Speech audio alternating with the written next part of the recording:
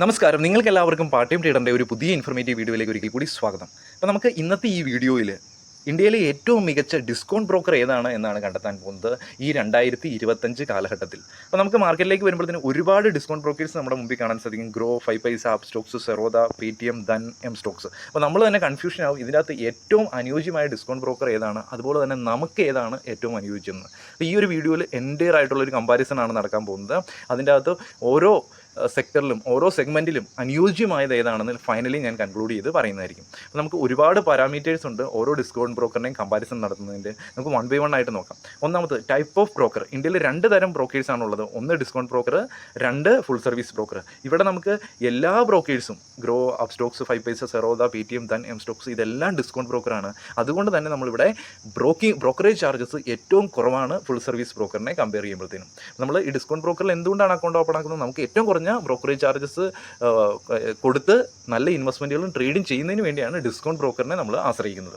ഇനി നമുക്ക് year of corporation. അപ്പോൾ നമുക്ക് വളരെ ഇമ്പോർട്ടൻ്റ് ആയിട്ടൊരു പാരാമീറ്ററാണ് ഇയർ ഓഫ് ഇൻകോർപ്പറേഷൻ. അത് എന്നാണ് സ്റ്റാർട്ട് ചെയ്യുന്നത്? അപ്പോൾ നമുക്ക് ഗ്രോ 2016, 5 പൈസ 2016, അപ്പ് സ്റ്റോക്സ് 2009, സെറോദ 2010, പേടിഎം മണി 2017, ധൻ 2014, എം സ്റ്റോക്സ് 2022. അപ്പോൾ നമുക്കിവിടെ കാണാൻ സാധിക്കുന്നുണ്ട്, നമുക്ക് അപ്പ് സ്റ്റോക്സും സെറോദയും 10-15 വർഷമായിട്ട് ഈ ഒരു ഫീൽഡിൽ വർക്ക് ചെയ്യുന്ന ഡിസ്കൗണ്ട് ബ്രോക്കറാണ്. ഏറ്റവും പഴയ ഡിസ്കൗണ്ട് ബ്രോക്കറാണ്. അതുകൊണ്ട് തന്നെ ഇവർക്ക് നല്ല ഒരു പ്രയോറിറ്റി നമ്മൾ അക്കൗണ്ട് ഓപ്പൺ ആക്കുന്ന സമയത്ത് കൊടുക്കേണ്ടതായിട്ടുണ്ട്.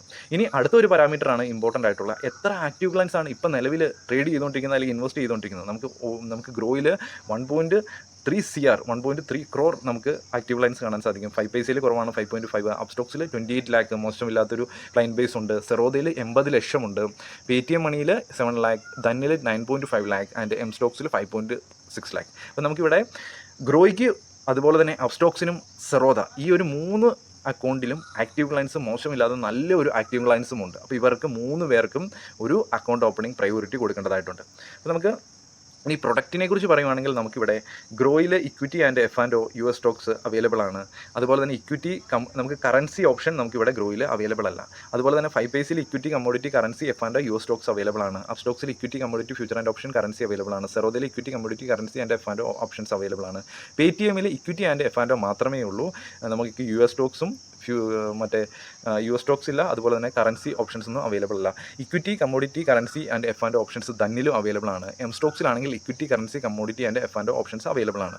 അപ്പോൾ നമുക്കിവിടെ എല്ലാ ബ്രോക്കേഴ്സിലും അത്യാവശ്യം നമുക്ക് ആവശ്യമായിട്ടുള്ള ഇക്വിറ്റി പ്രൊഡക്ട്സും F&O പ്രൊഡക്ട്സും ഒക്കെ അവൈലബിൾ ആണ്. ബാക്കി കറൻസി US സ്റ്റോക്സിലേക്ക് പോകേണ്ടവരാണെങ്കിൽ അത് തീർച്ചയായിട്ടും ഒന്നും കൂടെ ഫിൽറ്റർ ചെയ്തതിന് ശേഷം തിരഞ്ഞെടുക്കാൻ നോക്കുക.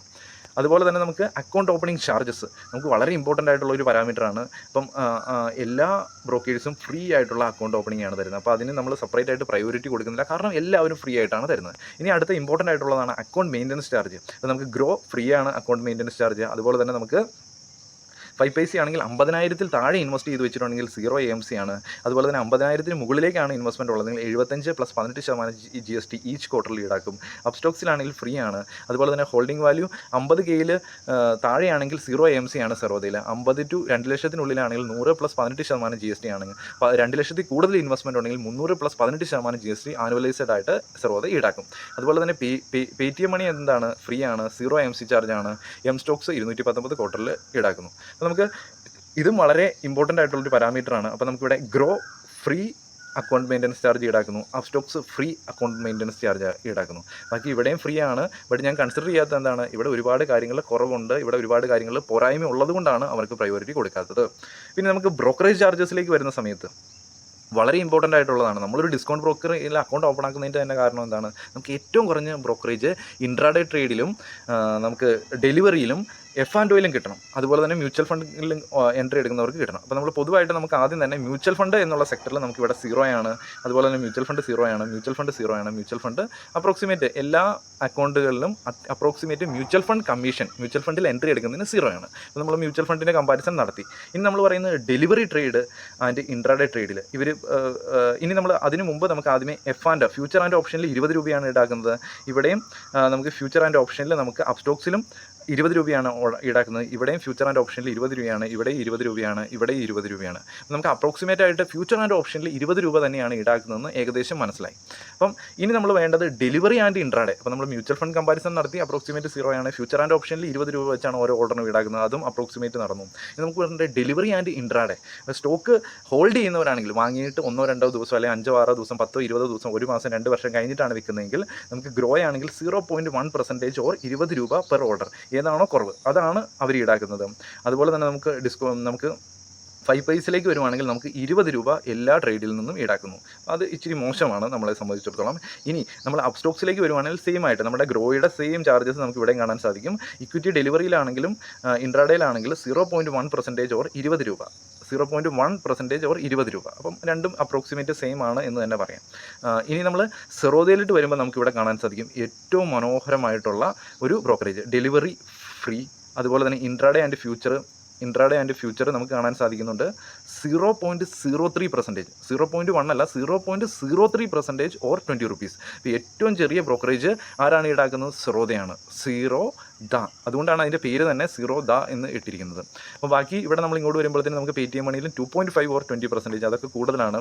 അതുപോലെ തന്നെ നമുക്ക് സെറോദയുടെ സെയിം ബ്രോക്കറേജ് നമുക്ക് ധന്നിലും കാണാൻ സാധിക്കും. ബട്ട് ഇവിടെ നമുക്ക് ചെറിയ ആക്റ്റീവ് ക്ലയൻസും ഒരു 2014 സ്റ്റാർട്ട് ചെയ്തു, അങ്ങനെ കുറച്ച് കാര്യങ്ങൾ പുറകിൽ നിൽക്കുന്നതുകൊണ്ട് തന്നെ ഇവിടെ ഞാൻ സെറോദയ്ക്ക് തന്നെയാണ് കൂടുതലായിട്ട് പ്രയോറിറ്റി കൊടുക്കുന്നത്. അപ്പോൾ നമ്മൾ ഒളിഞ്ഞിരിക്കുന്ന ഒരു ബ്രോക്കർ ഇവിടെയുണ്ട്, എന്താണ്? M Stocks. ഇവിടെ ഇൻട്രാഡേ 5, എഫ്&ഒ 5, അതുപോലെ തന്നെ ഡെലിവറി 0. ബ്രോക്കറേജ് വളരെ കുറവാണ് ഇവർ ഷോ ചെയ്യുന്നത്. പക്ഷേ ഇത് 2022 സ്റ്റാർട്ട് ചെയ്ത് ആക്റ്റീവ് ക്ലയൻസും കാര്യങ്ങളൊക്കെ കുറവാണ്.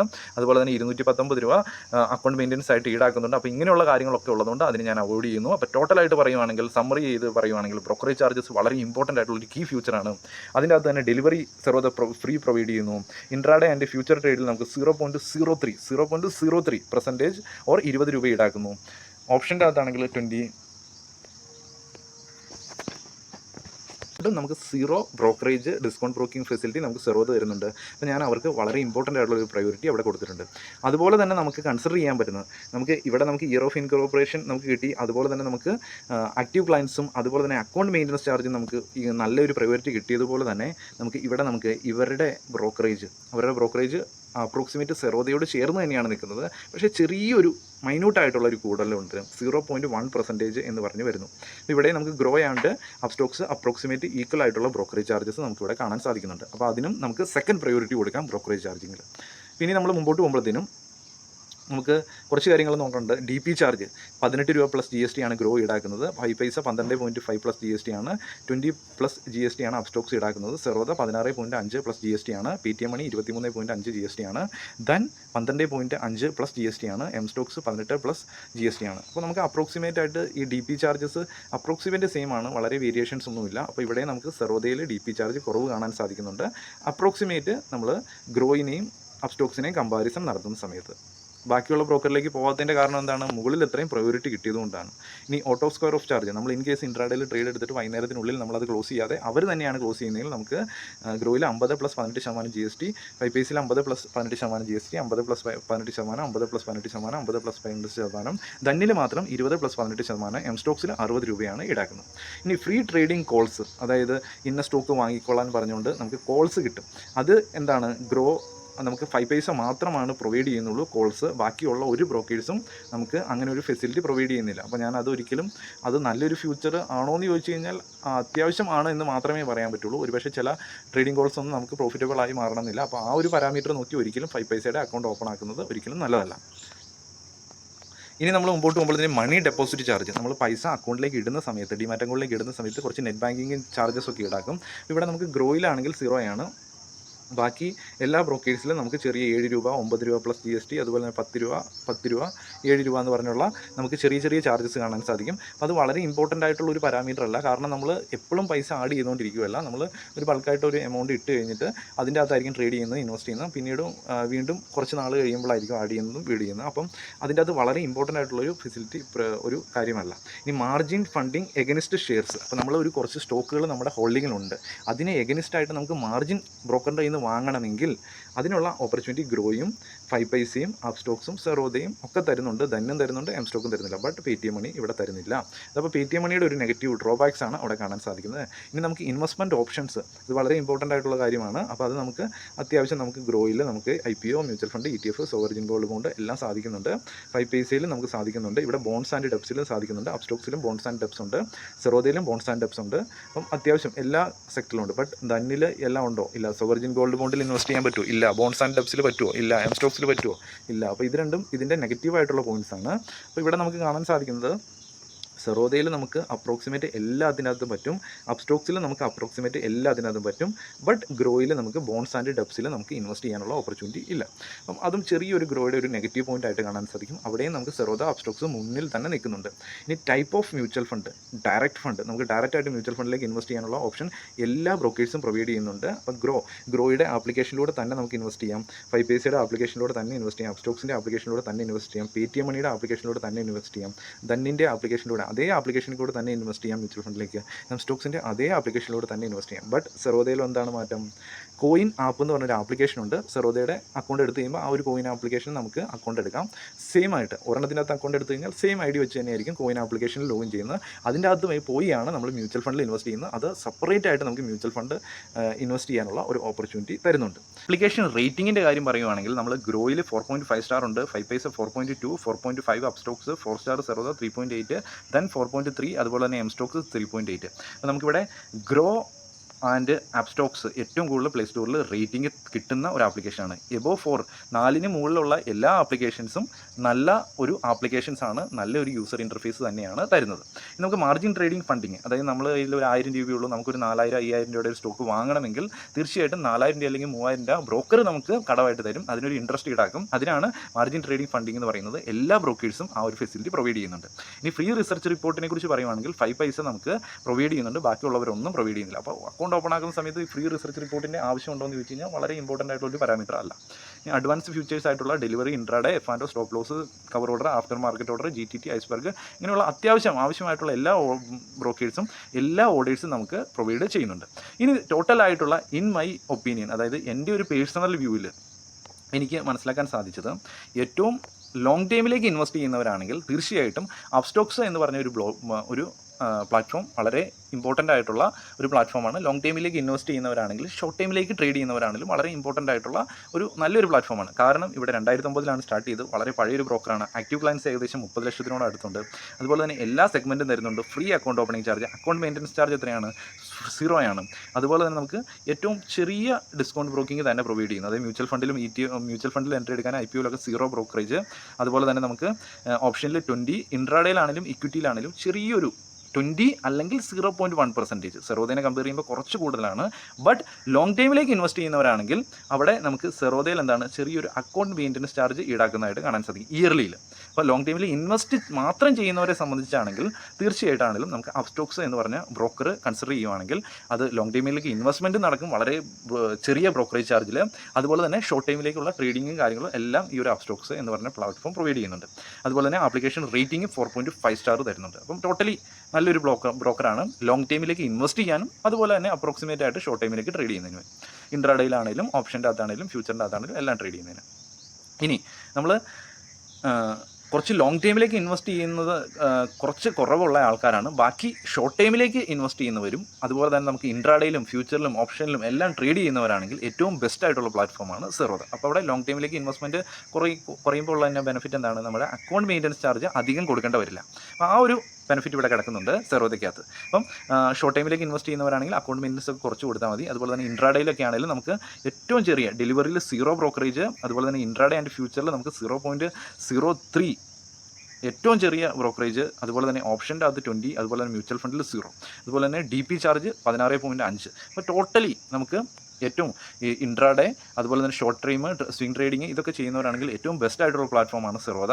അതിൻ്റെ അകത്ത് തന്നെ നമുക്ക് സെൻസിബിൾ എന്ന് പറഞ്ഞൊരു പ്ലാറ്റ്ഫോം നമുക്ക് ഒരു പെയ്ഡ് പ്ലാറ്റ്ഫോമാണ്. അത് നമ്മൾ സെറോദയുടെ അക്കൗണ്ടാണ് ഓപ്പൺ ആക്കുന്നതെങ്കിൽ നമുക്ക് ഫ്രീ ആയിട്ട് കിട്ടും. അപ്പോൾ ബിഗിനർ ആണെങ്കിൽ അത് ആവശ്യം ഉണ്ടാവില്ല. ബട്ട് കുറച്ച് നാൾ കഴിയുമ്പോഴത്തേക്കും നമ്മൾ ചെറിയ രീതിയിൽ ഫ്യൂച്ചർ ആൻഡ് ഓപ്ഷനിൽ നമ്മൾ ട്രേഡുകൾ എടുക്കുന്നതിന് മുമ്പ് കംപ്ലീറ്റ് ആയിട്ടുള്ള സ്ട്രാറ്റജി ബിൽഡർ യൂസ് ചെയ്യാൻ തുടങ്ങും.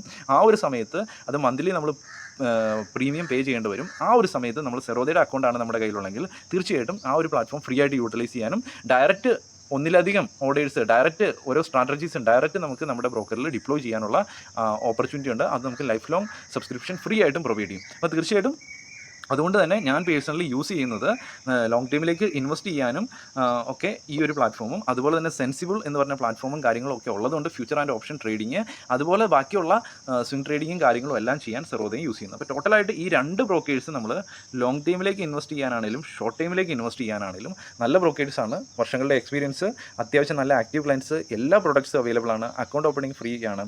അതുപോലെ തന്നെ discount broking facility maximum provide ചെയ്യുന്നുണ്ട്. ആപ്പ് റേറ്റിംഗ് അത്യാവശ്യം 4.5ഉം 4 റേറ്റിംഗും ഉണ്ട്. ഇപ്പോൾ ടോട്ടലായിട്ട് എല്ലാ ഫെസിലിറ്റീസും തരുന്നുണ്ട്. ഇപ്പോൾ സെൻസിബിൾ എന്ന് പറഞ്ഞ പ്ലാറ്റ്ഫോം സെറോദയാണെങ്കിൽ തീർച്ചയായിട്ടും ഫ്രീ ആയിട്ട് കിട്ടുന്നുണ്ട്. അപ്പം ഇത്രയും കാര്യങ്ങളാണ് എനിക്ക് പറയാനുള്ളത്. ഇത് എൻ്റെ ഒപ്പീനിയനാണ്, പേഴ്സണലി ഞാൻ യൂട്ടിലൈസ് ചെയ്യുന്ന മെത്തേഡ്സ് ആണ്.